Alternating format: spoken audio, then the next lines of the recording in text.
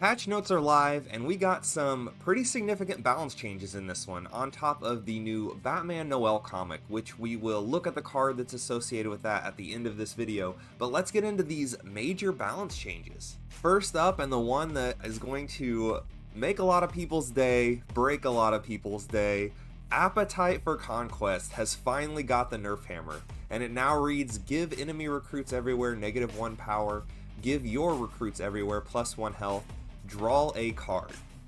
So the days of Appetite giving -1, -1 to all your minions, all your soon to be created minions, and shutting down those pesky aggro decks is officially over.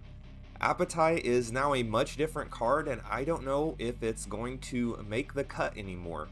This is one of the rare times when a card was so strong before that you can change it and add on draw a card and it becomes worse.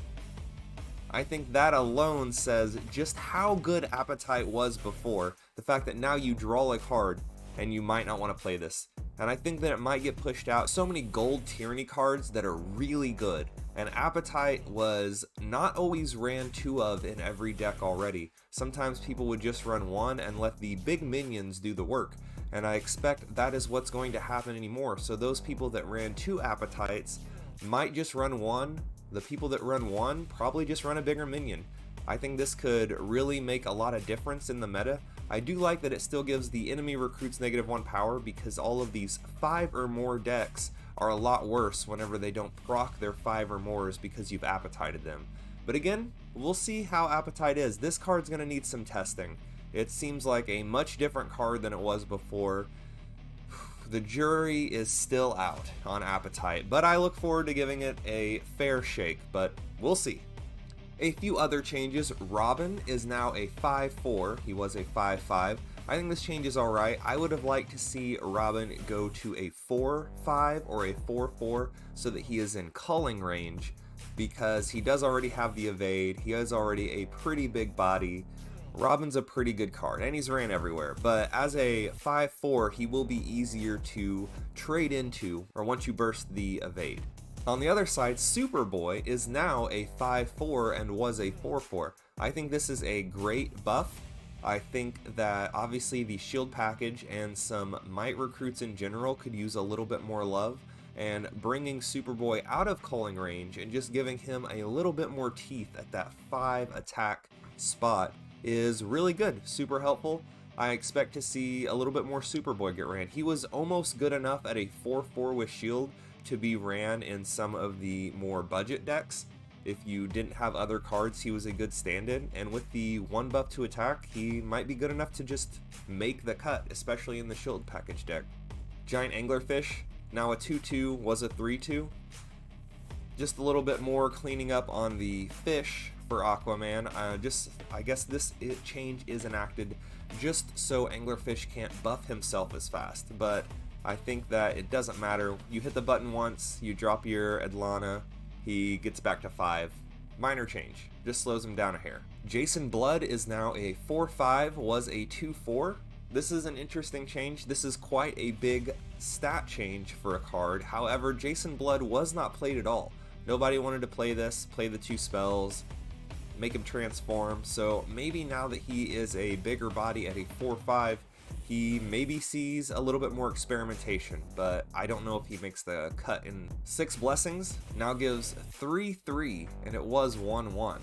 So that's pretty good. So now you play your 6 Blessings, you get +3/+3, and all of the other attributes that it gives you. Pretty good. Does it still see play? I don't think so, but it is on the cusp. And finally, Welcome to Task Force X now gives +2/+1, before was just +2/0. So they added in 1 extra health in there. I still don't think this card sees play. There's not enough Suicide Squad support. But all in all, I think these buffs were really good, the buffs and nerfs. Obviously, as someone who plays Control, I hate to see Appetite get the nerf hammer, but there was a lot of people out there that are very upset at Appetite, and very upset for how strong it is. Well, it's gone, so we'll see how it goes now, but all in all, I think these are good buffs and nerfs. I think to buff these factions that maybe don't see as much play like might with Superboy. I think that's a good way to go about it. Same for Robin, good way to hit all of the really good charge your leader decks in the pockets by just making Robin slightly smaller. All in all, I think pretty good.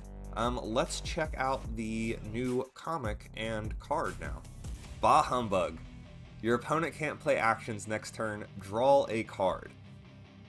Okay. This card is a little hard to evaluate, I think. It's tough for me to evaluate because on one hand, it's, as other people have said, it's very much Lobeth from Hearthstone without the 5/5 body, where you play it in Hearthstone and all of your opponent's spells cost 2 more mana to play. So, same idea as you're attacking their spells or their actions in DC Dual Force to stop them from playing that, which on one hand is really good. There are a lot of really good actions in this game.